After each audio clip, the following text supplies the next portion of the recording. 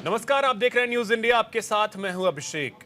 दिल्ली चुनाव में अभी कुछ वक्त बाकी है, लेकिन नेताओं की जुबानी जंग से सहज ही अंदाजा लगाया जा सकता है कि चुनाव का आगाज हो चुका है। कल पीएम मोदी ने केजरीवाल पर हमला बोला तो केजरीवाल ने पलटवार करते हुए कहा कि पीएम ने मुझे गाली दी और पीएम मोदी से उनके कामों का हिसाब मांगा। आज उसके जवाब में अमित शाह ने पलटवार किया, लेकिन इन सब सियासत के बीच दिल्ली में बीजेपी ने अपनी पहली लिस्ट जारी कर दी है। लेकिन दिल्ली चुनाव का नैरेटिव अब शीश महल, गाली, घुसपैठ और हिसाब देने पर आ गई है। जाहिर है दिल्ली की सत्ता से बीजेपी और कांग्रेस का वनवास चल रहा है। दोनों ही सत्ता में वापसी करना चाहते हैं, दोनों रणनीति बना रही हैं, लेकिन दिल्ली की सत्ता पर कौन काबिज होगा ये वक्त बताएगा। चर्चा इसी पे करेंगे। हमारे साथ कई खास मेहमान होंगे, लेकिन सबसे पहले ये रिपोर्ट।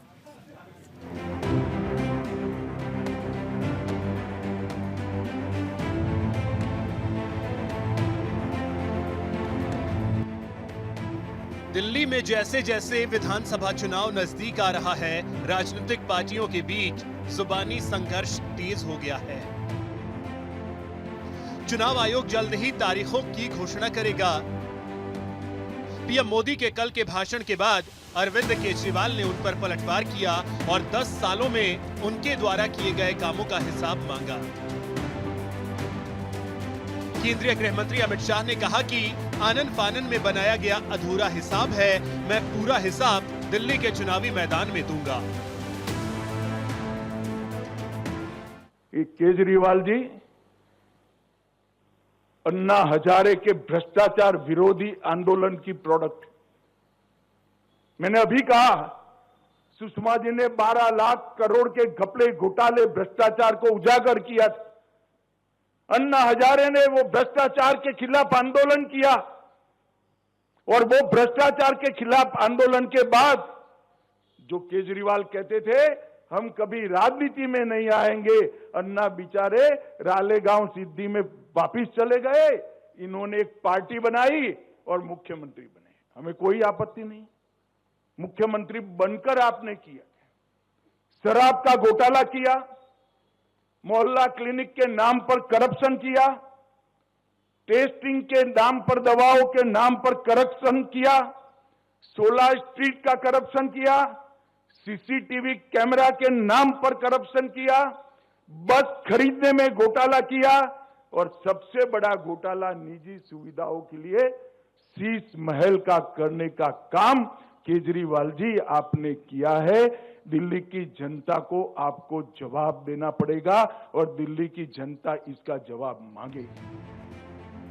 तो अमित शाह के सवालों पर जवाब देने के लिए मैदान में उतरे केजरीवाल ने मुफ्त वादों की झड़ी लगा दी।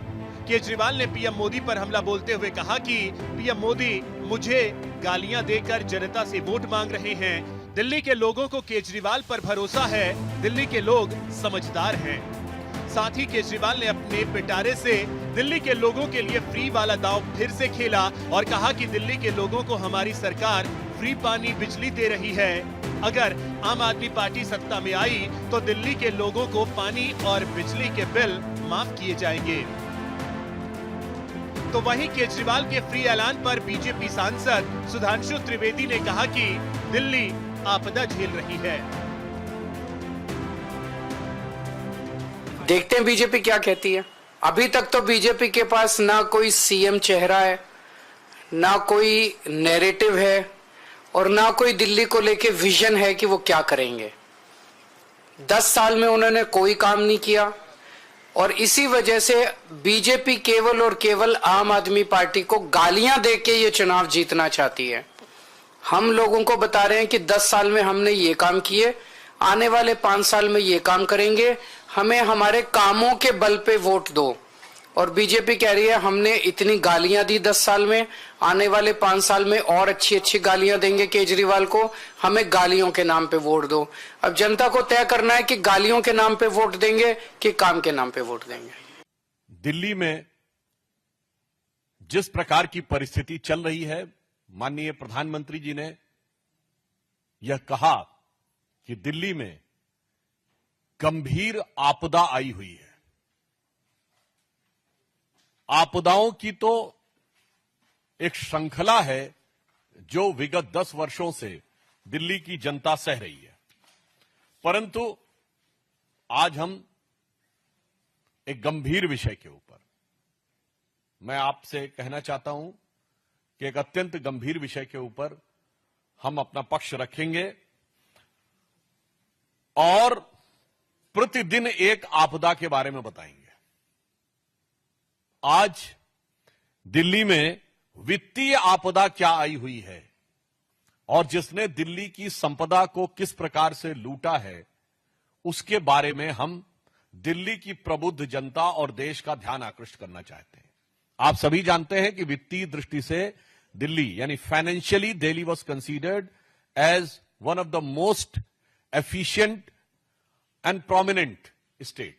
संभवतः भारत में सबसे बेहतर आर्थिक स्थिति वाले राज्यों में दिल्ली माना जाता है, जहां के लोगों की आय भी बेहतर होती है, अधिकांश सुविधाओं का वहन केंद्र सरकार करती है। और जब आम आदमी पार्टी सरकार को यह सत्ता मिली तो दिल्ली प्रॉफिट का बजट हुआ करता था। यह वर्ष 2024-25 पहला वर्ष होने जा रहा है जब दिल्ली घाटे की तरफ बढ़ रहा है। वहीं केजरीवाल और बीजेपी पर हमला बोलते हुए कांग्रेस सांसद प्रमोद तिवारी ने कहा कि जनता बीजेपी और केजरीवाल दोनों से ऊब चुकी है, इसलिए इस बार जनता कांग्रेस को वोट देने का मन बना चुकी है। लोग वही विकास चाहते हैं जो शीला दीक्षित के समय दिल्ली में हुआ था। जनता ने मन बना लिया है कि अब विकास के लिए, प्रगति के लिए कांग्रेस की बारी है। मेरा सीधा कहना है, जनता दोनों से उबी हुई है। भाजपा के नेता, प्रधानमंत्री सब झूठे वादे करते हैं, पूरे नहीं करते हैं। कोई दूसरा पूरा करने की कोशिश करे तो उसमें बाधा भी बनते हैं। ये हमने कर्नाटक, हिमाचल में देखा है। तो आज जनता चाहती है कि जो आज से 12-13 साल पहले शीला दीक्षित जी के शासनकाल में जिस तरीके से विकास हुआ था, आज वो विकास नहीं हो रहा है। तो निश्चित रूप से विकास होना चाहिए। इसके लिए जरूरी है कि जनता ने कुछ मन बना लिया है कि बहुत देख लिया आम आदमी पार्टी, बहुत देख लिया भाजपा, अब विकास के लिए, प्रगति के लिए, सबकी बराबरी के लिए कांग्रेस की बारी है। दिल्ली में चुनावी तपिश अब दिखने लगी है। नेताओं के बीच अब जुबानी जंग दिखने लगा है। बीजेपी केजरीवाल के शीश महल को मुद्दा बना रही है तो केजरीवाल पीएम पर गाली देने का आरोप लगा रहे हैं। वहीं इन सब के बीच बीजेपी ने अपनी पहली लिस्ट जारी कर दी है, लेकिन अब देखना होगा कि जनता किसके वादों पर मुहर लगाती है और किसके मुद्दों को नकारती है। Bureau report, news India. तो चलिए इसी पे चर्चा करेंगे। हमारे साथ कई खास मेहमान हैं। सबसे पहले परिचय करवा दूं, हमारे साथ अनंत अमित जी हैं, प्रवक्ता हैं बीजेपी के। अनंत जी बहुत स्वागत आपका। प्रभात कुमार जी हमारे साथ हैं, प्रवक्ता कांग्रेस से। प्रभात जी बहुत स्वागत। निवान शर्मा जी हमारे साथ हैं, प्रवक्ता आम आदमी पार्टी के। निवान जी बहुत स्वागत। मनीष गुप्ता जी हमारे साथ हैं, राजनीतिक विश्लेषक हैं। मनीष जी बहुत स्वागत। और साथ ही रुद्र प्रताप सिंह जी हमारे साथ हैं, राजनीतिक विश्लेषक। रुद्र जी बहुत स्वागत आपका भी न्यूज इंडिया पर। और चर्चा की शुरुआत निवान शर्मा जी आप ही से करेंगे। आप लोग ये कह रहे हैं कि खास करके अरविंद केजरीवाल ने ये कहा कि प्रधानमंत्री ने गाली दी है। क्या गाली दी है प्रधानमंत्री ने?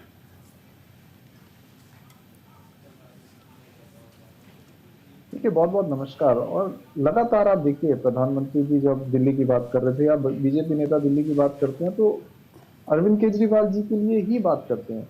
कुछ भी अच्छा कहने के लिए इनके पास नहीं होता है, कोई डेवलपमेंट पे बात करने के लिए नहीं होता है, कोई विजन इनके पास नहीं होता है। इन्होंने 10 साल में क्या किया वो भी नहीं होता है, आगे 5 साल क्या इनका विजन है वो भी नहीं होता है। क्या फोकस होता है?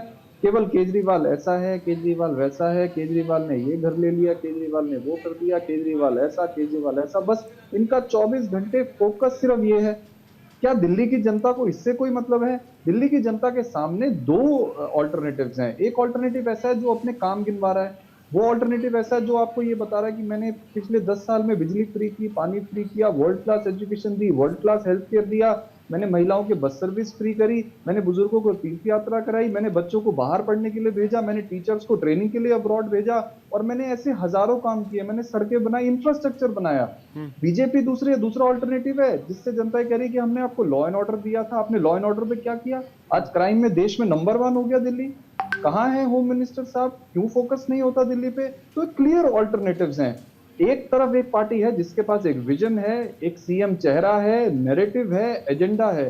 दूसरी तरफ दूसरी पार्टी है जिसके पास ना विजन है, ना सीएम चेहरा है, ना नैरेटिव है, केवल आपके पास विजन भी है, आपके पास सब कुछ है। तो फिर ये जो आप लोग कह रहे हैं कि जब फिर से सरकार बनेगी तो पानी वाला बिल जो आया है वो हम माफ कर देंगे, बिजली वाला जो बिल आया है वो हम माफ कर देंगे, जब आप सब कुछ फ्री में ही दे रहे थे तो फिर ये बिल आया कैसे? और अगर बिल आ गया है तो इंतजार किस बात का कर रहे हैं? अभी भी आपकी ही सरकार है, कर दीजिए उसे फ्री। देखिए, मैं आपको क्लियरली बताता हूं, हम बीजेपी की तरह झूठ नहीं बोलते। हम जो कमियां होंगी वो भी आपको सच बताएंगे।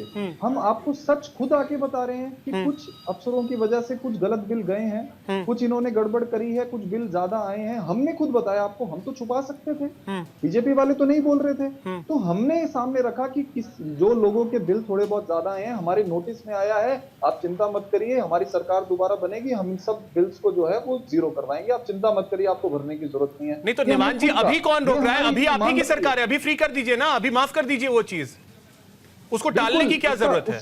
उसका प्रोसेस ऑलरेडी स्टार्ट हो चुका है। उनको आइडेंटिफिकेशन का और प्रोसेस का, जिन लोगों के बिल गलत आए हैं उनको आइडेंटिफाई करने का प्रोसेस स्टार्ट हो चुका है। अभी चुनाव आ गया, बस मॉडल कोड ऑफ कंडक्ट लग जाएगा, जिनका हो जाएगा उनका ठीक है, जिनका नहीं तो जब आएगा तब तो, जब चुनाव की तारीखों का ऐलान होगा तब की अलग बात है, अभी तो चुनाव की तारीख का ऐलान हुआ ही नहीं है। मैं आपको यही बताया, जिनका तब तक हो जाएगा उनका हो जाएगा, जिनका रह जाएगा वो भी चिंता ना करें। सबका जिनका एक्स्ट्रा बिल आया है उनका हम माफ कराएंगे, ये हमने खुद बोला है, किसी बीजेपी ने मुद्दा नहीं उठाया। ये नहीं, आप ये कह रहे हैं कि सरकार आने के बाद, ये तो कभी कह ही नहीं रहे हैं कि हम आज कर रहे हैं, अगर दिक्कत आएगी तो देखेंगे। आप तो सीधे कह रहे हैं, मंच से कह रहे हैं कि हमारी सरकार बनेगी तब हम कर देंगे। मैंने आपसे वही तो बोला कि जिन लोगों के बिल गलत आए हैं, जिनका आइडेंटिफिकेशन हमने ऑलरेडी स्टार्ट कर दिया है, क्योंकि सर बिल गलत आए कैसे? सवाल ये भी है, बिल गलत आए कैसे? अगर गलत आए तो उसे अभी माफ कीजिए, इंतजार किस चीज का हो रहा है? कितने दिन लगते हैं इसको माफ करने में? मैंने आपको यही तो बताया।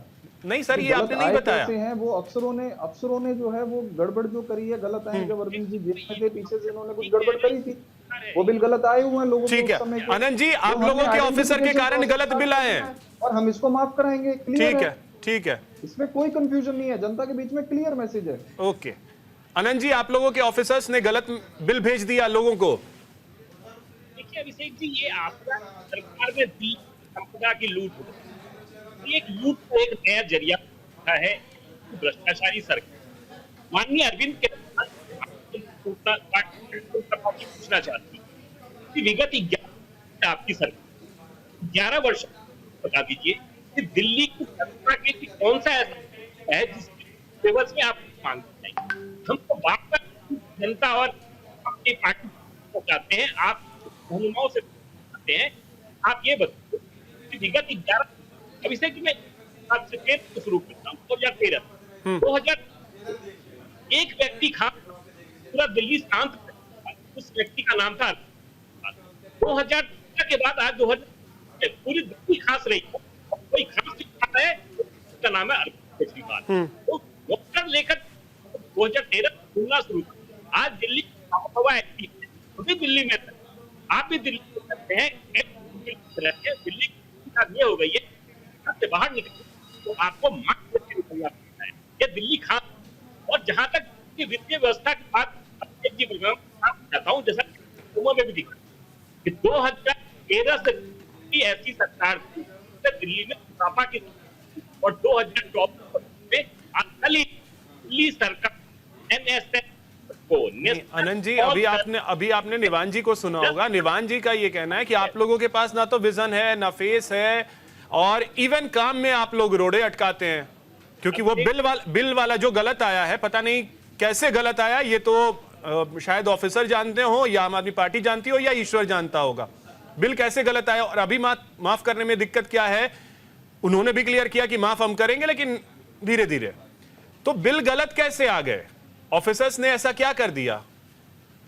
देखिए अभिषेक, ऑफिसर्स दिल्ली सरकार है ना, एक भी ऑफिसर पर इन्होंने कोई कार्रवाई की? हम तो ये चाहते हैं अपने मित्र से, ये बताइए कि मैं प्राइवेट कंपनी सप्लाई कर, अगर आपको मुफ्त देना था तो हमारे मोदी जी के विजन आप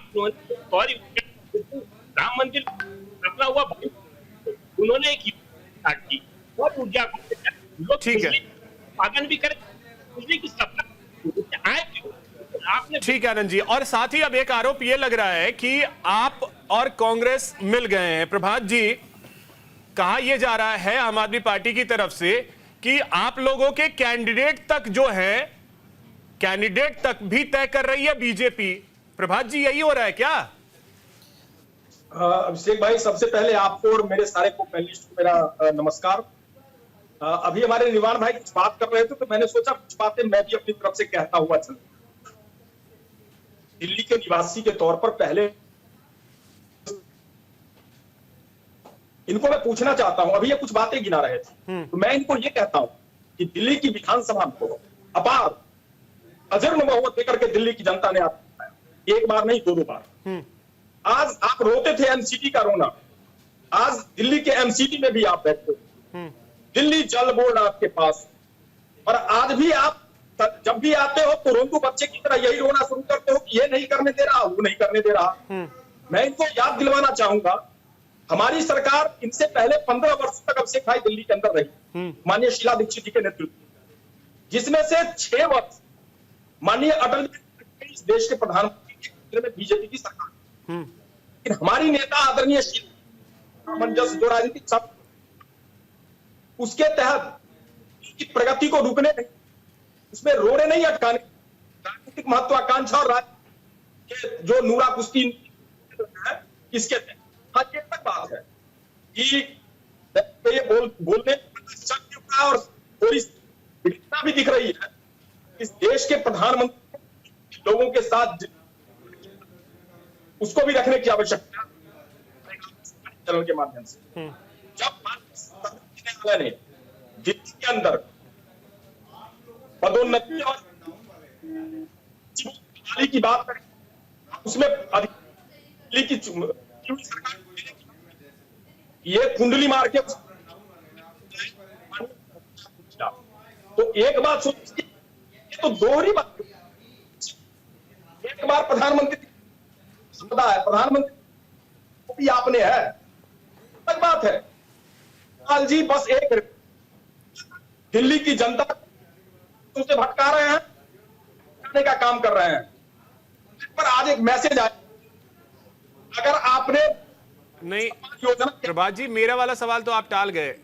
मतलब आरोप ये लगाया जा रहा है, गठबंधन में तो आप लोग साथ में हैं, आम आदमी पार्टी और आप लोग गठबंधन का हिस्सा है, लेकिन अरविंद केजरीवाल कह रहे हैं कि आप लोगों के जो कैंडिडेट तक हैं वो बीजेपी तय कर रही है। ये आरोप आप ही पे लगा रहे हैं।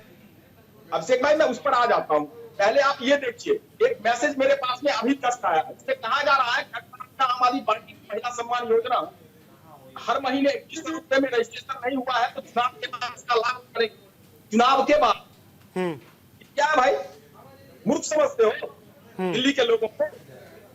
ये क्या है चुनाव के 10 वर्षों से कहा महिला सम्मान की बात करने का, और उठा पूर्वांचल में मुझे पता है तब भले आज के समय में ढक गया कई और काम, लेकिन मैं पूछना चाहता हूं, देश के गृह मंत्री दिल्ली की क्राइम आज क्राइम कैपिटल क्या, और जो कानून व्यवस्था है गृह मंत्री के अंदर में आप ठीक है, है, देश के कहा है दिल्ली की क्राइम व्यवस्था, ठीक है, क्या ठीक है। प्रभात जी आते हैं फिर से, तब तक मनीष जी आपसे एक प्रतिक्रिया चाहेंगे कि ये दिल्ली की सियासत में क्या चल रहा है। एक तो फ्री वाला फंडा जो है वो सभी पार्टियां अपना रही हैं, फ्री वाला फंडा जो है वो अर्थव्यवस्था को कितना डैमेज करेगा, और क्या बिना फ्री वाले फंडे के अब देश में चुनाव ही नहीं होगा? अभिषेक जी, बहुत ही लॉजिकल क्वेश्चन है। मैं ये बताना चाहता हूं, जब आम आदमी पार्टी आई दिल्ली में, जब इन्होंने अनशन शुरू किया, पार्टी आई, आम जनता बहुत उत्साहित, सबको ये लग रहा था एक नया काल आने वाला है, भ्रष्टाचार से अलग, संक्रमण से अलग, स्वच्छ काल। खैर, भ्रष्टाचार पर अरविंद केजरीवाल जी आगे बढ़ नहीं पाई, सत्य है। भ्रष्टाचार में खुद भी फंस गई, ये सत्य है। लेकिन फिर भी लोगों को लगा कुछ अलग किस्म की राजनीति होगी, काम होगा। जब नए नए कैंडिडेट आने शुरू के, लोगों को लगा ये हम लोगों के बीच से नए नए नेता उठाए जा रहे हैं, अच्छी बात है। और नए नेता सच्चे अरविंद केजरीवाल जी ने नए नेता बनाए। लेकिन एक अलग तरह की राजनीति की थी, वो इसलिए दूसरित होती जा रही है कि अब उनके विजन में मुफ्त के अलावा कुछ बचा ही नहीं है। आज 2100 रुपए अरविंद केजरीवाल ऑफर कर रहे हैं, अगर कांग्रेस 2500 कर दे फिर तो केजरीवाल खत्म। अगर वो कहते कि हम 18,000 देंगे अभी कांग्रेस अधिकारियों को, मौलवियों को 21,000 देंगे तो क्लोज। अगर बीजेपी कहती है हम 25,000 देंगे, 3,500 देंगे, तो सही मायनों में आइडियोलॉजी के नाम आम आदमी पार्टी ने निराश कर दिया। नहीं तो क्या इसीलिए अरविंद केजरीवाल को यह कहना पड़ गया कि भैया हम यमुना की बात तो कर रहे थे लेकिन यमुना के मुद्दे पे वोट नहीं मिलेगा, अब धीरे धीरे हम भी राजनीति समझ रहे हैं? नहीं, वो राजनीतिक हैं, अच्छे एडवाइजर्स हैं, तो धीरे धीरे अपने विरोधी ठिकाने लगा दिए। ये बात नहीं तो राजनीति नहीं समझ रहे। अगर वो ये कह रही है तो इसका मतलब वो कह रहे जनता बेवकूफ है, यानी मुझे कह रहे हैं कि वोट लेने के लिए मुझे मुफ्त देना ही पड़ेगा, तो यानी मैं यही तो कर रहा हूँ। तो 2100 कह रहे हैं कि कांग्रेस 2500 कहते हैं, फिर वोट जनता किसे देगी? ठीक है, अगर यही क्राइटेरिया है तो देश में चुनाव फिर पैसे बांटने पर आरोप और आपत्ति क्यों है? फिर शराब बंटती है, झुग्गियों में लोग हजार तो फिर उस पे भी सवाल फिर नहीं उठने चाहिए। ठीक है रुद्र भाई, ये फ्री मतलब ये क्या है? चुनाव हो रहा है कि जिसके जो ज्यादा पैसा खर्चा कर लेगा वो जीत ले अपना। देखिए अभी अभिषेक जी, अब तो एक नई परंपरा है कि जो आदमी तत्कालिक लाभ जहां दिखाई दे रहा है, क्योंकि इस देश की जो वोट देने वाली जनसंख्या है उसका 80% लोग ऐसे होते हैं जो तत्काल लाभ के लिए देखते हैं कि उनको तत्काल लाभ कहाँ मिल रहा है। और एक परंपरा चली आ रही है, बड़ी अब लंबी हो गई। अब आप इसको जो आप कह रहे थे कि क्या ऐसा ही होगा, हाँ अभी ऐसा ही होगा, क्योंकि आने वाले समय में कोई भी राजनीतिक दल ऐसा रिस्क नहीं लेने की स्थिति में है कि जो अपनी आइडियोलॉजी के आधार पर लोगों को कन्विंस कर सके और उस आधार पर लोगों वोट करें। लेकिन दिल्ली के चुनाव की अगर इस बार बात करी जाए तो 2-3 चुनाव बाद इस बार दिल्ली का चुनाव काफ़ी रोचक होने वाला है, क्योंकि वो चुनाव अब नहीं है जो पहले हुआ करता था। क्योंकि अब जो साख दांव पे लगी है वो अरविंद केजरीवाल की लगी है, क्योंकि जो अरविंद केजरीवाल बार बार कहते थे मुझे सत्ता में लाइए मैं ये करके दे दूंगा। 10 साल बीत गए, हम लोग भी यहीं पे रहते हैं, आप भी यहीं रहते हैं, ऐसा दिल्ली में कोई बदलाव नहीं आया जो राजनीति में क्रांति लाने की सोच करके अरविंद केजरीवाल आए थे। और अगर 3-4 घटनाओं को जल्दी की देखा जाए तो उसमें कहीं पर भी इनका मैनेजमेंट सही नहीं काम किया। जैसे बाढ़ आई थी दिल्ली में तो आपने देखा था पूरी दिल्ली का मैनेजमेंट पूरी तरह से ध्वस्त हो गया था। पानी की अभी गर्मियों में समस्या आई थी, उस समय पूरा मैनेजमेंट ध्वस्त हो गया था। अभी आपने देखा होगा कि पहली जब बारिश हुई थी तो हम लोगों ने इस पर काफ़ी चर्चा करी थी कि कोई मैनेजमेंट नहीं, दिल्ली के हर हिस्से में केवल और केवल पानी की बात हो रही है। अभी जैसे आपने बताया कि इन्होंने स्टेटमेंट दिया कि यमुना की सफाई से वोट नहीं मिलने वाले हैं, तो मिलने वाले किससे हैं भाई? आपने बिजली फ्री कर दिया, शिक्षा फ्री कर दिया, सब कुछ करने के बाद अब आपको नई चीज फ्री करनी पड़ रही है ना, जो 2100 की बात हो रही है, क्योंकि वो सारे मुद्दे अब खत्म हो चुके हैं। उससे बेहतर अब आपके पास विकल्प नहीं है। दूसरी क्या है, बीजेपी इस बार मुझे लगता है कि चुनाव में थोड़ी सी गंभीरता के साथ उतर रही है। जैसे उन्होंने अपने सांसदों के टिकट काट कर यहाँ विधानसभा में उतारे, या अरविंद केजरीवाल का जो फॉर्मूला होता था कि बड़े नेताओं को फंसाइए उससे बाकी चीजें प्रभावित होती हैं, इस बार ये चुनाव फंस गया इसी तरह से। क्योंकि आपने देखा इसमें बीजेपी के एक्टिवनेस या कांग्रेस अब जिस तरीके से एक्टिव हुई है उसने आम आदमी पार्टी की चिंता ज्यादा बढ़ाई है? देखिए कांग्रेस पहले भी एक्टिव थी और बीजेपी भी पहले एक्टिव थी, लेकिन उस समय अरविंद केजरीवाल की लोकप्रियता ज्यादा थी, अरविंद केजरीवाल की बातों पे लोगों का भरोसा ज्यादा था। क्योंकि जब आपने देखा होगा कि 2000 चुनाव हो रहे थे तो अरविंद केजरीवाल ने जो 4-5 वादे किए थे कि हमारी रोडें लंदन पेरिस जैसी हो जाएंगी, यमुना के किनारे आप जाकर के बच्चों के साथ पिकनिक मनाएंगे, ऐसे बहुत सारे वादे थे जो अब 5 साल बाद कहीं नहीं दिखाई देते हैं। क्योंकि हम लोग दिल्ली में जाते हैं तो कोई ऐसा परिवर्तन नहीं दिखाई देता है, चाहे चाहे आप कुछ भी कहिए, हम लोग दिल्ली में जब शीला दीक्षित की सरकार थी या जब कॉमनवेल्थ हुए थे तो एक नई दिल्ली देखने को मिली, इसको कहीं भी इनकार नहीं किया जा सकता। वो दिखाई दे रहा था कि अलग अलग जगहों पर अलग अलग तरह की चीजें हो रही हैं, फ्लाईओवर बने, रोड अच्छी बनी। वो भी तो कह रहे हैं कि स्कूल हम देख रहे हैं, मोहल्ला क्लिनिक हम दिखा रहे हैं। ये मोहल्ला क्लिनिक और स्कूल 20 के चुनाव से पहले दिखाए जा चुके हैं।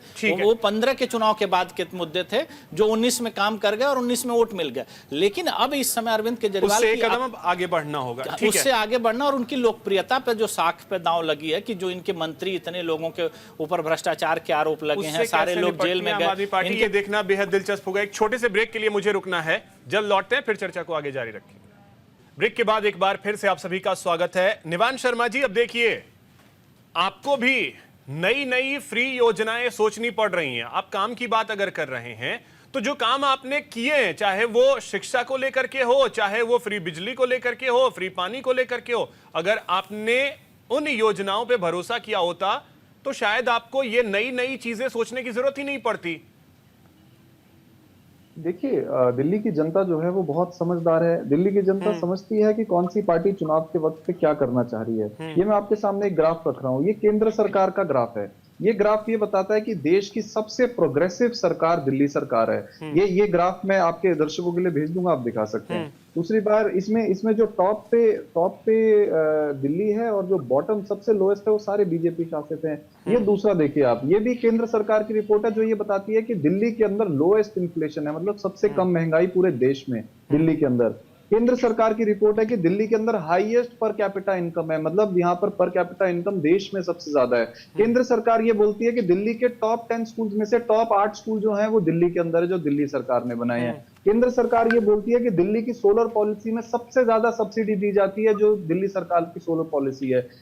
ये सब केंद्र सरकार की ये रिपोर्ट है कि दिल्ली के अंदर स्कूल जो नए बने हैं, जो ये बीजेपी वाले कहते हैं नाम बताओ कौन सा बना है, नाम बताओ, ये लिस्ट है केंद्र सरकार की जो दिल्ली सरकार के नए बनाए हुए स्कूल हैं। अब बड़ी छोटी सी बात आपको बताता हूं मैं। कल माननीय प्रधानमंत्री जी दिल्ली आए थे। दिल्ली में आके उन्होंने क्या कहा था कि हम 1700 नए मकान दे रहे हैं। ये वो पार्टी है जिसने वादा किया था कि 2022 तक हर सर पे छत होगी। जिन्होंने वादा किया था 2022 तक किसानों की आय दुगना होगी। जिन्होंने वादा किया था 2022 तक स्मार्ट सिटी बनाएंगे। वो 1700 मकानों का गिफ्ट देके गए दिल्ली को 10 साल के बाद। निवान भाई, आपने चर्चा की, नहीं please 10 second sir, 10 second please, मैं कंप्लीट कर रहा हूँ। जब 10 साल में बीजेपी ने 1700 मकान दिए हैं, उसी 10 साल में अरविंद केजरीवाल ने 25,000 स्कूल के कमरे बनाए हैं, 30,000 बेड बनाए हैं, मोहल्ला क्लिनिक्स 500 बनाए हैं, बस सर्विस पूरे इसी में निवान जी आपने चर्चा की शुरुआत ही की, जनता समझती है। आपने चर्चा की शुरुआत ही इस चीज से की थी कि सब कोई अरविंद केजरीवाल के पीछे पड़े हुए हैं, क्योंकि बीजेपी के पास ना तो विजन है,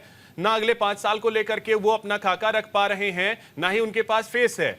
आप भी घूम फिर करके वहीं चले गए कि मोदी ने 10 साल में कुछ नहीं किया, उन्होंने 10 साल में क्या किया वो करके दिखाएं। ठीक है, आप भी अपने काम पे स्टैंड तो कीजिए। अब आपने जिस चीज का जिक्र किया, जल बोर्ड, आपने गिना दिया कि पर कैपिटा इनकम और इन्फ्लेशन, सारी चीजों के बारे में। अब डीटीसी कितने के घाटे में है? मैं आपको वही बता रहा हूँ, 0 घाटे में। डीटीसी 0 घाटे में है। दिल्ली सरकार कौन सा आंकड़ा है सर? 0 कर्जा है। डीटीसी दिल्ली सरकार के ऊपर 0, 1 भी रुपए का कर्जा नहीं है। ये सारा दुष्प्रचार है। आप मुझे तथ्य दीजिए, आप बताइए ना। डीटीसी घाटे में नहीं है। चुनौती देता हूँ, दिल्ली सरकार पे 1 रुपए का भी कर्जा नहीं है। नहीं, मैं यही पूछ रहा हूं। डीटीसी घाटे में नहीं है, डीटीसी मुनाफे में है। कर्जा बताते हैं, सुनिए निवान भाई। अरे आप सुनिए, अरे सर सुनिए, आप या तो मुझे समय दीजिए बताने का। मैं पूरा समय दे रहा हूँ। डीटीसी घाटे में है या नहीं है? भाजपा, सुनिए, आप जो जल बोर्ड और डीटीसी की बात कर रहे हैं ना, मैं उसको एक्सप्लेन कर रहा हूं, आप समझिए, जनता को भी समझने दीजिए। जो हमारी महिलाओं की बस सर्विस फ्री है, जो हमारा पानी फ्री है 20,000 लीटर, उसको ये घाटा बताते हैं। हमारे लिए सोशल वेलफेयर जो स्कीम्स हैं वो रेवेन्यू का सोर्स नहीं है। मैं उसमें नहीं जा रहा। अगर ये बस सर्विस फ्री ना होती, निवान भाई, आप इतना फायदा होता। आप गलत जा रहे हैं। मैं सिंपल पूछ रहा हूं, डीटीसी घाटे में है या नहीं है? बिल्कुल नहीं है। नहीं है। मार्शल को सैलरी आ रही है कंटिन्यू? मैं बता रहा हूं नहीं है। मार्शल को क्या लॉजिक दे रहे हैं निवान भाई? 26,000 करोड़ का घाटा, जल बोर्ड 78,000 करोड़ के घाटे में, ये कहां से मतलब हवा की बातें हैं? बिल्कुल नहीं। आपका बजट कितने का? 73,000 करोड़ आपको चाहिए। आप सुनिए तो मेरी बात। ये जो हम पानी फ्री देते हैं, बीजेपी वाले ये कहते हैं कि इस पानी से पैसे कमाने चाहिए, अगर आप पैसा नहीं कमा रहे तो आप घाटे में हैं। हम नहीं मानते सोशल वेलफेयर स्कीम्स को घाटा। चलिए ठीक है, मनीष जी बोलना चाह रहे हैं, फिर आनंद जी के पास आता हूं। मनीष जी जल्दी से कि अगर आप ठीक है निवान भाई, समझ गया, ठीक है, अगर आप फ्री ना देते, पैसे कमाते तो आपको मुनाफा होता है, ये आपका घाटा है। माफी के साथ ये कहता हूं, कोई भी पार्टी हो अगर फ्री दे रही है ना, ये घाटा नहीं, वो लोगों को पंगु बना रही है। ये निवान जी आप ये तय मान के चलिए, चाहे आप हो, बीजेपी हो या कांग्रेस हो, कोई भी अगर फ्री में दे रहे हैं ना, लोगों को पंगु बना रहे हैं, ये तय मान के चलिए। बना रहे हम वो सरकार की रिपोर्ट है, हम लोगों आप पार्टी में हैं तो पार्टी को डिफेंड जरूर करेंगे, लेकिन लोगों को पंगु बनाया जा रहा है। सक्सेसफुल मनीष जी जल्दी से, मैं ऑन रिकॉर्ड बिल्कुल सक्सेसफुल होगा तो फिर नौकरी क्यों चिल्लाते हैं? जब फ्री देना है तो नौकरी क्यों चिल्लाते हैं कि रोजगार चाहिए? सबको घर बिठाइए, पैसे बांटते रहिए। फिर ये देखिए नौकरियों की बात कर रहे हैं ना आप, ये देखिए नहीं तो नौकरी चाहिए ही क्यों जब पैसे फ्री में ही मिलेंगे तो? अरे सर, अगर एक गरीब इंसान को हम एम्पावर कर रहे हैं, उसको सशक्तिकरण कर रहे हैं, तो निवान जी अब ठीक है, अगर अब सुन लीजिए, 15,000 रुपए महीना कमा रहा है, बिल्कुल सर, खर्चा उठा रही है, बिल्कुल निवान जी ठीक है। दिल्ली सरकार, दिल्ली में अगर करोड़ों भी कमा रहे हैं ना, वाला पोर्टल है, दिल्ली में अगर करोड़ों भी कमा रहे हैं, उसको भी 200 यूनिट फ्री में आप बिजली दे रहे हैं ना। अरे सर, जो करोड़ों कमाता है वो 200 यूनिट बिजली फ्री नहीं लेता। और ये कौन बोल दिया सर? फिर यही तो आपके पास जानकारी का अभाव है। फिर हमारी स्कीम जो है, मनीष जी जल्दी से, स्कीम है, ठीक है निवान भाई, वॉलंटरीली है, ठीक है निवान भाई, तो आप 200 यूनिट लीजिए, अगर आप नहीं चाहते तो छोड़ दीजिए। ओके केंद्र सरकार का डेटा है, ठीक है सर, 70% लोग फ्री बिजली लेते हैं। निवान जी आप रुक जाइए, मनीष जी जल्दी से, कि दिल्ली, निवान जी प्लीज निवान जी, ठीक है समझ गया मनीष जी। सीएजी रिपोर्ट के अनुसार 2015-16 में दिल्ली सरकार पर 32,497 करोड़ का कर्जा था। झूठ। और ये रही सीएजी रिपोर्ट, ये रही सीएजी रिपोर्ट, झूठ बोल रहे हैं ये चैलेंज का कर्जा हो गया। ये रही सीएजी रिपोर्ट, तथ्य लेके आइए। जब आपने कह दिया दिल्ली बिल्कुल मुनाफे में है तो गजब की बात है भाई, ठीक है, बाकी सारे आंकड़े फिर फेल हो जाते हैं। निवान भाई चल अब सुन लीजिए, ये सीएजी रिपोर्ट कहती है। अरे बीच में इसको झूठा साबित, ठीक है निवान जी, चुनौती देता हूँ। अरे सुनो, झूठ कौन बोलता है, माफी कौन मांगता है, ये बात हमसे मत पूछो। पूरी दुनिया जानती है अरविंद केजरीवाल झूठ बोलते हैं और बाद में माफी मांगते हैं कोर्ट में, इसलिए झूठ बोलने वाली वापस करिए। मैं जो आंकड़ा पढ़ रहा हूँ सीएजी रिपोर्ट का आंकड़ा समझ आ गया, गलत बात बोलने की जरूरत नहीं है आपको किसी के बारे में। ठीक है मनीष जी। आनंद जी अब बोलिए। देखिए अभिषेक, तो सारे खबर ये है कि अरविंद केजरीवाल के बाहर की महिलाएं प्रदर्शन कर रही, वो प्रदर्शन नहीं थी, वो प्रदर्शन ये था जो योजना लेकर आए, ये घोषणा करते हैं कि हम चुनाव जीत कर तो महिलाओं को 100 रुपए देंगे। घोषणा इन्होंने किया था, पंजाब में राज्य प्राप्त सरकार रही थी और वहां पर कैसे वहां की महिलाओं के साथ, वहां की जनता के साथ इन्होंने धोखा किया। महिलाएं केजरीवाल जी के घर के बाहर आगे सारे पहली बार इस तरीके से आपके मित्र निवान जी को बताना चाहता हूँ, 2014 में आपकी सरकार थी, उस समय दिल्ली का फायदा 1.5% था। आज 2024 और 25 में माइनस में चुके हैं। आपने एनएसएस 1 लाख करोड़ का मांग किया है, 10 लाख करोड़ आपकी जानकारी को आपको ही पता। और आप जो आंकड़े दिखाने से नहीं होगा, आप पेपर चाहते हैं, आप अगर आप दिल्ली की जनता को बताइए, जनता जान जिस तरीके से झूठ और मस्कारी करके 11 वर्षों से चला रहे हैं, जनता जान। और आप केंद्र हमारे लगाते हैं, हमने कहा हमें प्रधानमंत्री दिल्ली के लोगों जोपड़ी के लोगों की तरीके से आवाज, निवेश जी वो आवाज बढ़िया है जिसकी जितनी भी तारीफ की जाए कम है कि हम दिल्ली की जनता है। और हमने तय किया दिल्ली के झोपड़ी में रहने वाले के सामान कैसे बेहतर सुविधा दी जाए। आप यम कर रहे हैं, आप पूर्वांचल को जैसे भ्रष्ट के लिए आप सुविधा का मुहैया कराना है, और आप दिल्ली में किस हैसियत से की बात करते हैं, आप पूर्वियों की बात करते हैं, पूर्वांचलों की बात करते हैं। दिल्ली में लगभग 25% पूर्वांचल के लोग रहते हैं, और उसके साथ जिस तरीके से आप लोग भद्र व्यवहार किया है, ठीक है, वहाँ जम्मू के साथ भी आपको रोक किया है, के साथ ही नहीं किया है, यमुना माँ के साथ किया है। एक 10 सेकंड दीजिएगा, 10 सेकंड। सफाई नहीं कर पाया आपकी तरफ, ये दिल्ली की जनता है, और तमाम अभिषेक जी, आप उनसे बात करिए ना, की बात करिए। ठीक है आनंद, बस बता दीजिए। ठीक है आनंद जी। अब प्रभात जी अब बोलिए। जी ठीक है आनंद जी, मैं आशा करता हूँ मैं जितनी शांति से सुन रहा था ये लोग भी सुनेंगे मुझे। हाँ ठीक है आनंद जी, अब प्रभात जी बोलिए। जी आपने कौन आनंद जी, अभिषेक भाई मैं एक चीज कहना चाहता हूँ हाँ कि भ्रष्टाचार पर ज्ञान दे रहे हैं, वो राष्ट्रकवि दिनकर की एक पंक्ति मुझे याद आ गई हाँ कि कुपथ सागर रथ दौड़ रहा है, पथ निर्देशक वह है, लाज लजाती जिसकी कीर्ति से धृत देशक वह है। जिस पार्टी के राष्ट्रीय अध्यक्ष ऑन कैमरा घूस लेते हुए पकड़ा गया हो, उस पार्टी का प्रवक्ता चैनल पर बैठ के भ्रष्टाचार पे ज्ञान दे रहा। अब आते हैं आम आदमी पार्टी पे। देश की दिल्ली की जो सरकार है, दिल्ली की सरकार रोंदू, बहानेबाज और गैर जिम्मेदार सरकार है। मैं ऑन रिकॉर्ड कह रहा हूँ, आनंद जी गैर जिम्मेदार इसलिए कह रहा हूँ कि जब कोरोना, अरे रुक जाइए, अरे प्रवक्ता महोदय रुक जाइए, इतना आनंद जी रिप्लाई कर लीजिएगा आनंद अरे इतना संयम होना चाहिए, इतना बोलिए प्रभात जी बोलिए।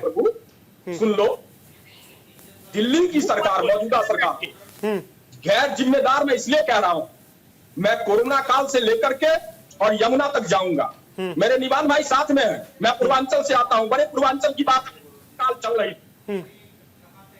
मध्यवर्तियों का डर पता निवान भाई, आप ही के नेता 2020 में कहा था कि 2025 की लगाऊंगा। मैं आपको देता हूं, दिल्ली के 20.5 किलोमीटर के किसी घाट पर आप मुझे लेके मेरे साथ डुबकी लगा, मैं तो फिर भी स्नान मानता हूं। आप आज पाओगे तो ये शीश मार वाले ना नहीं उतर पाएंगे। दिल्ली को तो ऐसी दुर्दशा में डाल दिया, कचरे का पूरा नहीं। प्रभात जी, बड़ी दिलचस्प सी बात है कि इतनी खामियां नजर आते हुए भी आपको साथ लेना पड़ता है उनका। सुन लो, सेकंड दे दो। अब दिक्कत कब, ये बार बार सरकार जो है वो बहानेबाज को काम करती। हाँ एक बात नहीं कहूंगा, प्रभात भाई, आपने बहानेबाज और सभी चीज कह दिया, चाहे कोरोना काल से लेकर के यमुना की सफाई, तमाम चीजों पे आए, लेकिन सवाल तो यही है ना कि बावजूद इसके आपके गठबंधन का हिस्सा है, वो आपके साथ गठबंधन में है। मुझे पता था अभिषेक भाई आपका सवाल आएगा, तो आशा करता हूं आप सुनेंगे भी। 70,000 करोड़ चक्की पीसिंग एंड पिसिंग, सूर्य उदय से पहले गले लगा करके वित्त मंत्रालय दे दिया अजित पवार। कोनराड संगमा, देश की सबसे करप्ट सरकार, देश के गृह मंत्री और प्रधानमंत्री कहते हैं, और उसी सरकार का हिस्सा बन जाते हैं। इनके तो कथनी और करनी में जमीन आसमान का अंतर है। अगर वो कर रहे हैं तो फिर आपको करने की आजादी मिल गई, वो कर रहे हैं तो आपको करने की आजादी मिल गई। भाजपा के प्रवक्ता अभिषेक भाई, तो फिर या तो उंगली मत उठाइए, और अगर उंगली उठा रहे हैं तो 3 उंगली जो आपकी तरफ आ रही है उसका जवाब दीजिए फिर। अभिषेक भाई मामला कुछ और है। मामला ये है कि ये वही केजरीवाल है जिसने शीला दीक्षित के खिलाफ आरोप लगाए, लेकिन शांत रही। लेकिन अब दिक्कत ये हो गई कि अरविंद केजरीवाल राहुल गांधी को नेता नहीं मान रहे हैं, और कौन साथ चलेंगे। कांग्रेस भ्रष्टाचार के साथ पहले भी नहीं है, ठीक है, आगे भी लड़ेगी, लेकिन अब उनकी दुखती रख पर हाथ रख दिया है कि केजरीवाल ने कह दिया है कि राहुल गांधी को नेता नहीं मानते। यही वजह है कि कांग्रेस हौसला हुई है, वरना कांग्रेस अपने आत्म। ठीक है प्रभात जी और मनीष जी, ठीक है। रुद्र भाई अब आपके पास, ठीक है प्रभात जी, रुद्र भाई, अब देखिए दिक्कत यह है ना कि अगर आप एक उंगली किसी की तरफ कर रहे हैं तो 3 उंगली आपकी तरफ भी इशारा करती है। तो अगर आप सवाल उठा रहे हैं तो आपको भी तो यह सोचना होगा।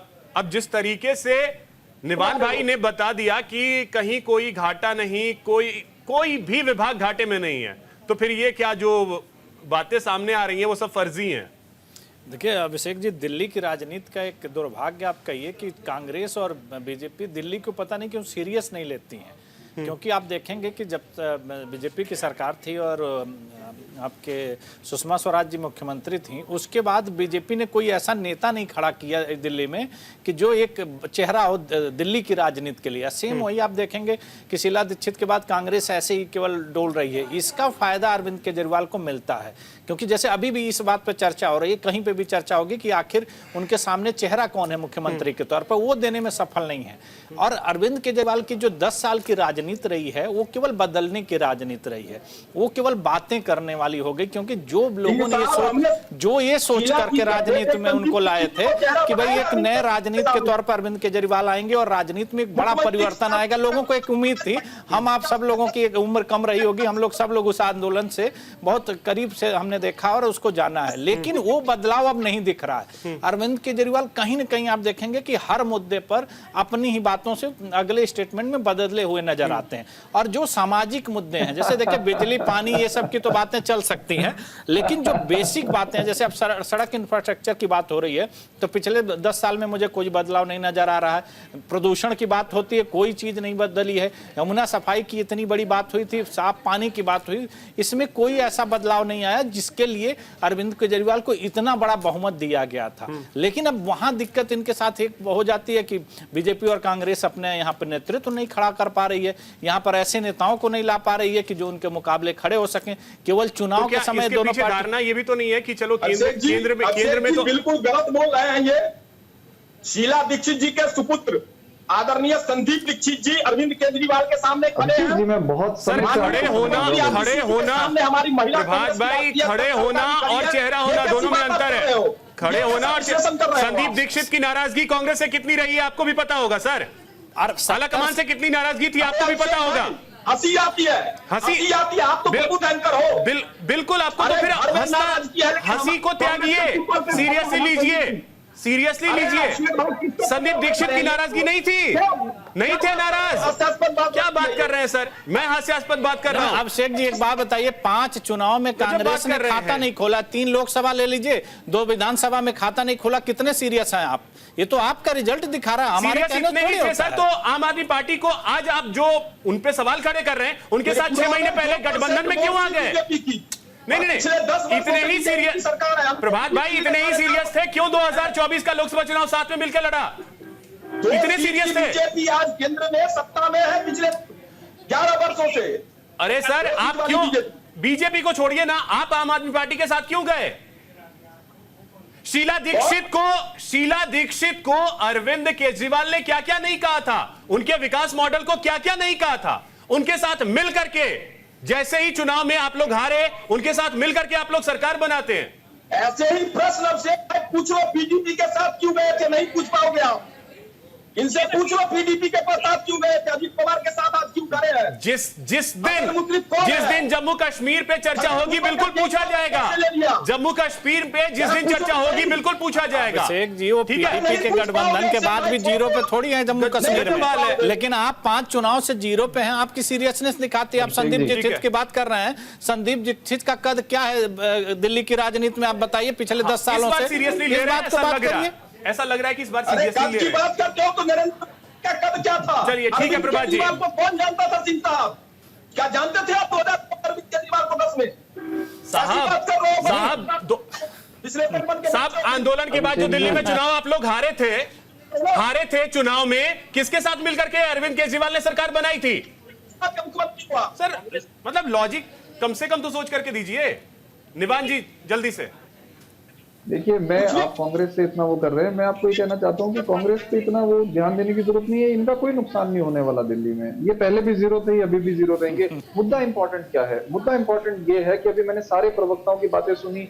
मैं सिर्फ इतना कहना चाहता हूँ कि हम इनकी बातें माने कि हम केंद्र सरकार की ऑथेंटिक एजेंसियों की बातें माने, जो ये बता रही है कि दिल्ली देश की सबसे सफल सरकार है। अभी ये रुद्र प्रताप जी इंफ्रास्ट्रक्चर की बात कर रहे थे, इन्होंने कहा कि कहाँ रोड बनी दिखी नहीं। मैं केंद्र सरकार की रिपोर्ट आपको दे रहा हूँ कि दिल्ली के अंदर 10,000 किलोमीटर की फर्स्ट टाइमर सड़कें बनी है। दिल्ली के अंदर 6,000 किलोमीटर का फर्स्ट टाइमर दिल्ली के अंदर 5.5 केंद्र की रिपोर्ट का मैं अरविंद केजरीवाल के बयान को आपने सुना 10,000 किलोमीटर। अरविंद केजरीवाल ने खुद बोला है कि मैंने 2020 में 3 वादे किए थे, तीनों पूरे नहीं कर पाया। ये अरविंद केजरीवाल का बयान है सर। बाकी जो 100 वादे पूरे किए हैं उसके बारे में चर्चा करने में इंटरेस्टेड नहीं है आप? अरविंद केजरीवाल ने खुद बोला है सर, मैंने नहीं बोला है। अरविंद केजरीवाल ने खुद ये भी तो बोला कि मैंने 100 वादे पूरे किए। नहीं, उन्होंने सिर्फ 3 वादे जो उन्होंने किए थे। आपका इंटरेस्ट नहीं है, आपका इंटरेस्ट सर, आपके मुखिया बोल रहे हैं सर, मैं नहीं बोल रहा हूं, आपके मुखिया बोल रहे हैं। हम तो आपकी सराहना करते हैं, हम ऐसी क्रिटिसिज्म एक्सेप्ट करते हैं, लेकिन उनकी बात भी करो। वही तो मैं कह रहा हूं, पूरे किए आपने अगर वो काम किया है। हमने 10,000 किलोमीटर की 10,000 टाइमर दिल्ली में सड़कें, दिल्ली में 10,000 किलोमीटर सड़क बन गई है। जहां पे क्या हो सकता है? आनंद जी, आप ही लोग तो तारीफ कर रहे हैं, आपकी केंद्र की एजेंसी तारीफ कर रही है दिल्ली सरकार की। हमने वहां सीवर लाइन डाली जहां पे घुटने पानी होता था। ठीक है, निवान जी रुकिए, आनंद जी को सुन लीजिए पहले। इन लोगों की ये रियलिटी है कि ये झुग्गियों को और अनऑथराइज कॉलोनीज को तुड़वाने का नोटिस भेजते थे। आम आदमी पार्टी ने न केवल झुग्गियों को बचाया, अनऑथराइज कॉलोनी को बचाया, बल्कि वहां सड़कें, सीवर और पाइपलाइन भी डलवाई। आपको इसका जवाब केंद्र सरकार देगी, हम नहीं देंगे। केंद्र सरकार देगी कि देश की सबसे सफल सरकार दिल्ली सरकार कैसे है, ये केंद्र सरकार बताएगी आपको। विश्लेषक की बात मत मानो, आनंद जी के बाद सरकार की बात मानो। इन रिपोर्ट्स की बात मानो जो रिपोर्ट बताती है कि भाजपा के 20 राज्य 50 लाख करोड़ रुपए के कर्जे में है और केवल दिल्ली एक ऐसा राज्य है मुनाफे में सब कुछ मुफ्त देने के बाद। No comparison. पहले 20 राज्यों में सीखो, इंप्लीमेंट करो, फिर दिल्ली में आओ, दिल्ली सरकार को क्रिटिसिज्म करो। पहले हमसे सीखो, पहले करके दिखाओ। आनंद जी, अभिषेक जी, मैं एक बात पूछना चाहती हूँ, डिबेट खत्म हो, आप निवान से पूछना, आप इतनी योजनाओं की बात दिल्ली में पूर्वांचल से कर रहे हैं, आप ये बताइए कि दिल्ली में आप योजना क्यों लागू नहीं? आप ये बता दें, आप क्या गणित? सर, हमें तो 1 सेकंड आप बोलने नहीं देते। बीजेपी वाले ज्ञान बांटते रहते हैं, आप कुछ बोलते नहीं सर। ये तो गलत है सर, ये तो हमारे साथ नाइंसाफी है सर। निवान भाई, जहां टोकना है बिल्कुल मैं टोकता हूं, और जो सवाल मुझे पूछना है बिल्कुल अभी मैंने नहीं बिल्कुल आप पूरा डिबेट सुन लीजिएगा निवान भाई। हम तो बहुत छोटी पार्टी मैं तो उनसे यही पूछ रहा हूं, नाइंसाफी करेंगे तो हम कैसे सस्ते बिल्कुल निवान भाई, ऐसा बिल्कुल नहीं है। जितना सम्मान उनका है उतना ही सम्मान आपका है। ये आपकी गलतफहमी हो सकती है, भले ही हम कटघरे में खड़े हो जाते हैं। ये तो पूछो एक बार सर, इन्होंने 20 राज्यों में कहीं बिजली मुफ्त करी क्या? सर, चर्चा दिल्ली पे कर रहे हैं ना, चर्चा दिल्ली पे कर रहे हैं। दिल्ली में इन्होंने चर्चा कर रहे हैं की घोषणा करी। 10 साल में कितने कॉलेज बनाए सर? दिल्ली पे चर्चा कर रहे हैं सर। प्लीज सर, हम तो बहुत छोटी पार्टी है, रिक्वेस्ट कर रहे हैं आपसे सर। ठीक है आनंद जी। देखिए, अभी से कुछ नहीं पता है। आज देश की बात करते हैं, 33 पार्टी ने बनी पूरे देश में। उदाहरण अगर करूं तो ये 24 घंटे लग जाएंगे और आपके पास बात नहीं होगी। भारतीय जनता पार्टी देश का बात कर रहे हैं, हम पूरे देश की बात। आप दिल्ली की बात कर, दिल्ली में आप भारत की योजना को क्यों लागू नहीं? तो दिल्ली में तो वो यही कहते रहते हैं ना कि आप लोग काम ही नहीं करने देते, काम करने देते ही नहीं है। अरे सर, इनके काम ना कर देने के बावजूद हमने इतने काम कर दिए। अब सोचो ये ना होंगे दिल्ली में तो हम कितना काम कर देंगे। देश की सबसे सफल सरकार है हम, केंद्र सरकार की रिपोर्ट है। प्रभात, ठीक है आनंद जी। प्रभात जी, जल्दी से 10 सेकंड में। अभिषेक जी, मैं 2 बातें सिर्फ कहूंगा। पहली बात तो मैं एक चीज कल देख रहा था, देश के प्रधानमंत्री एक कॉलेज का उद्घाटन कर रहे थे, यूनिवर्सिटी का नहीं, कॉलेज का। और वो दिन जो था मेरे लिए बहुत सम्मानित दिन था, क्योंकि वो देश की पहली शिक्षिका आदरणीय सावित्रीबाई फूले जी का जन्म दिवस था। लेकिन उस दिन भी घृणित इनकी दिखी भारतीय जनता पार्टी के लोगों की और देश के प्रधानमंत्री की, जब इन्होंने सावरकर के नाम पर उसका नामकरण किया। और दूसरी बात कि आम आदमी पार्टी के लोग बोल रहे थे, इन्हीं के नेता आरएसएस के चीफ को चिट्ठी लिख रहे हैं ठीक है कि हस्तक्षेप कीजिए, आरएसएस के चीफ को चलिए, चिट्ठी चिट्ठी का खेल तो चल ही रहा है, वो अभी और चलेगा।